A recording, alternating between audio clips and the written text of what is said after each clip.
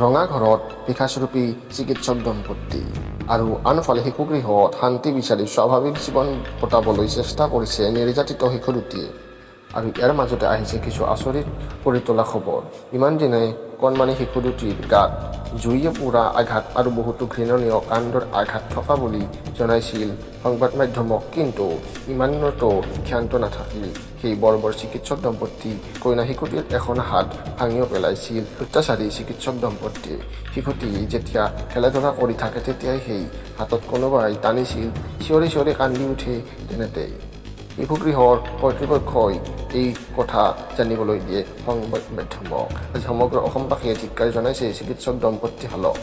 এতিয়া চিকিৎসক দম্পতিৰ নাম শুনিলেই চিঞৰি উঠে শিশু দুটিয়ে। যেতিয়াই শিশুটিক ক'ৰবাত বাহিৰত বা কিবা স্বাস্থ্য সম্বন্ধিত কামৰ বাবে শিশুগৃহৰ লোকে লৈ যায়, তেতিয়াই শিশু দুটিয়ে চিঞৰি চিঞৰি কান্দি কান্দি কয় যে আমাক আম্মা আব্বাৰ ঘৰত নেনিবা, এনেকৈ চিঞৰি উঠে শিশু দুটি।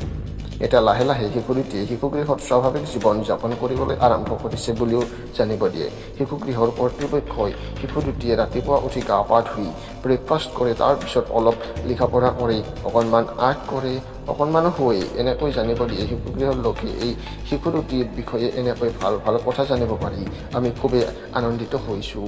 আপোনালোকে এই শিশু দুটিৰ বিষয়ে মন্তব্য কৰিব আৰু এই পিশাচৰূপী চিকিৎসক দম্পতি সংগীতা দত্ত আৰু ৱালিউল ইছলামৰ বিষয়ে আপুনি কি কৰিব, আপোনাৰ মন্তব্য জনাব। ভিডিঅ'টো লাইক কৰি চেনেলটো ছাবস্ক্ৰাইব কৰি দিব নাপাহৰিব। Thank U.